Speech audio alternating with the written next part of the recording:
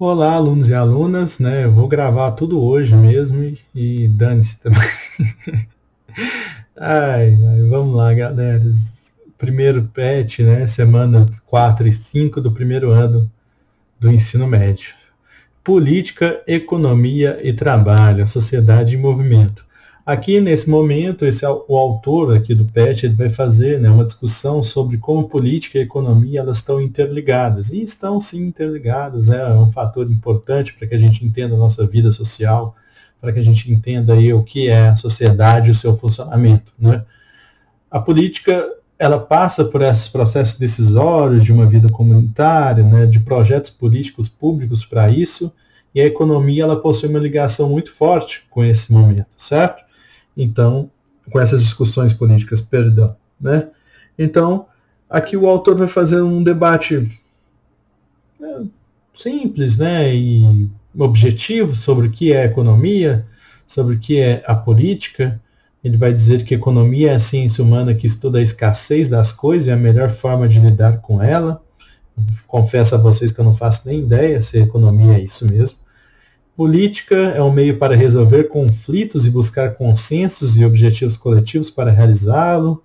Engana-se quem acha que política é só entre governos e Estado, engana-se quem acha que política não se discute também, engana-se quem acha que todas as ações humanas não são ações políticas, certo?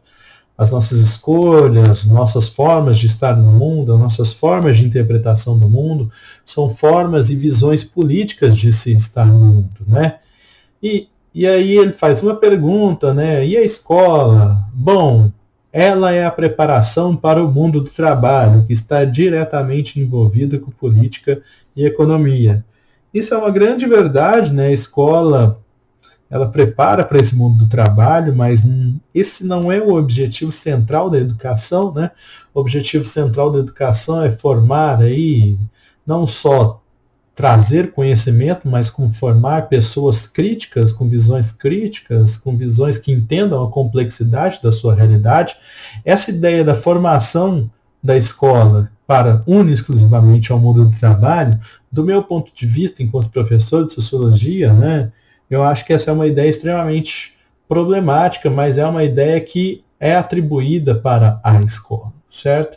A criação de uma classe trabalhadora para o mundo do trabalho. O que não se fala, né, é como essa escola ela cria essa classe trabalhadora, né? Então, provavelmente, uma pessoa que tem acesso, né, ao ensino público, ela vai ter um acesso a uma educação desigual, não por culpa ali, eu não vou colocar o meu na reta enquanto professor, né, nem dos meus colegas, mas por uma falta de investimento do próprio governo, né, uma falta de políticas públicas que incentivem a educação, certo? Mas, como diria Darcy Ribeiro, que é um sociólogo, a crise na educação brasileira não é uma crise, é um projeto político, de escolhas políticas para isso, né? Então, se a nossa educação ela passa por um processo de desestruturação e de problemas, é porque há escolhas políticas por trás disso, certo?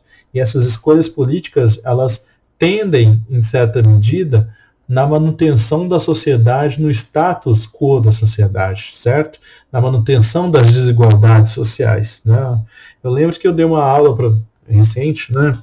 E aí eu disse para os meus alunos que ocorre uma inversão, né?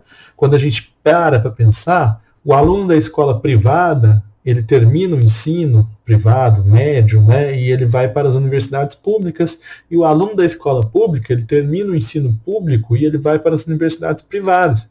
Certo? Por que isso, né? Por que essa inversão? Ora, querendo ou não, existe, né, uma qualidade maior na forma de ensino na Universidade Pública Federal. Existia, né, mais investimentos nisso. Na atual lógica política, né, que visa aí a desestruturação das universidades também, eu não sei o que vai restar da educação pública, né, porque muitas pessoas criticam a educação pública, mas a verdade que, se vocês querem saber, ainda é a educação pública no Brasil a educação de maior qualidade, certo? Não são as particulares. Os institutos federais, eles dão um baile nas escolas particulares, um baile mesmo, certo? Então, aqui, na verdade, eu vou apresentar essa discordância com o autor, né?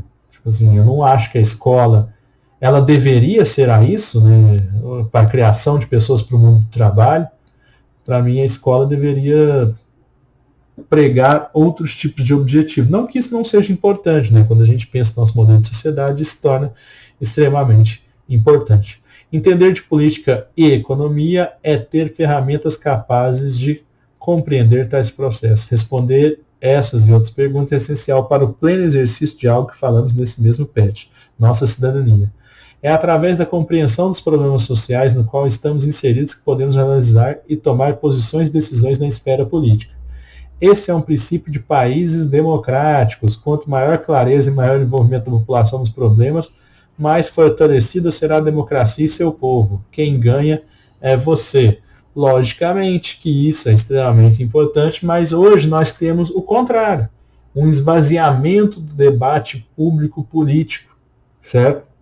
A quem interessa esse esvaziamento do debate público-político?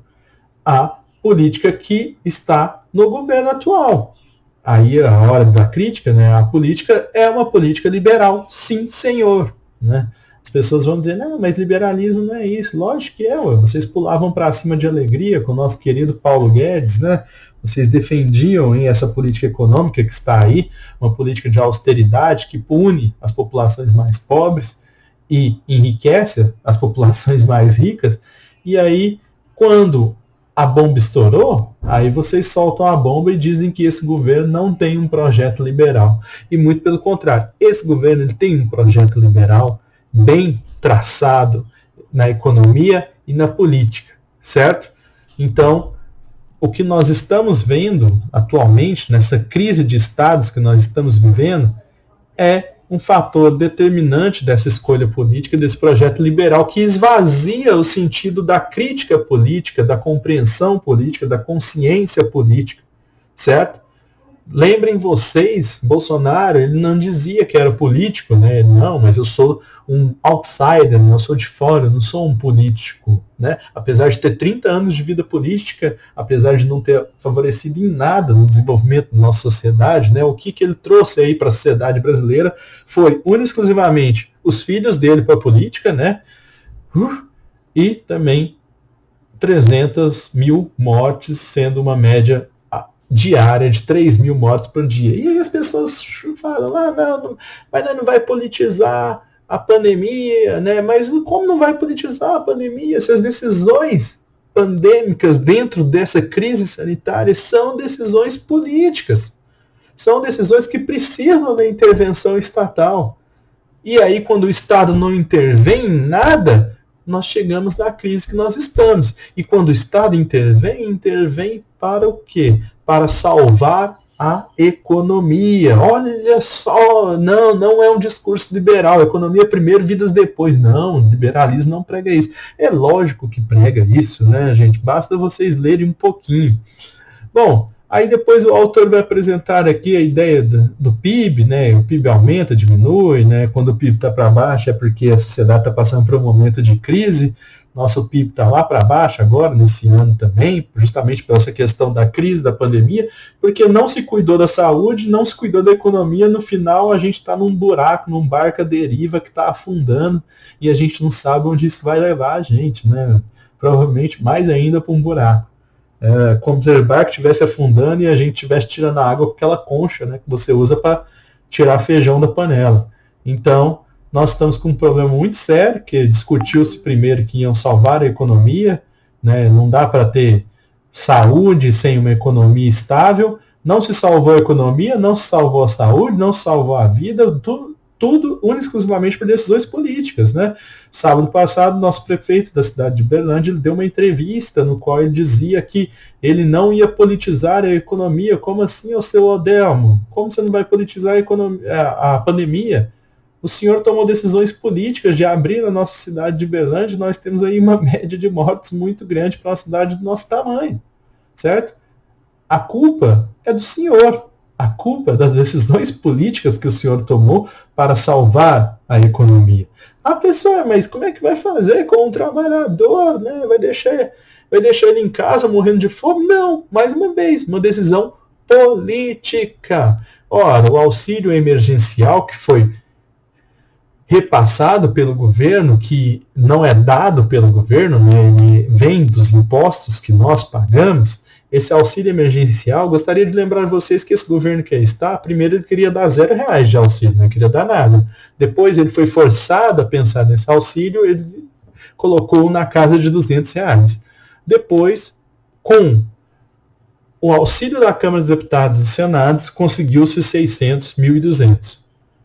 Esse auxílio terminou, nós chegamos novamente num patamar no qual a pandemia não foi resolvida, porque não incentivaram nenhum tipo de fechamento, um fechamento de verdade, um lockdown de verdade, né? Que passa por o quê? Por uma decisão política. Esse lockdown, países que fizeram um lockdown de verdade, hoje já estão recobrando a sua economia. Países que não recusaram vacina, hoje já estão recobrando a sua economia. Certo? Isso tudo passa por processos decisórios que estão dentro da política, certo? E aí, essa decisão política que está aí, deste governo, que não tem outro nome para darmos a esse governo, que não seja um governo genocida, que está matando a população brasileira e matando o Brasil também, né?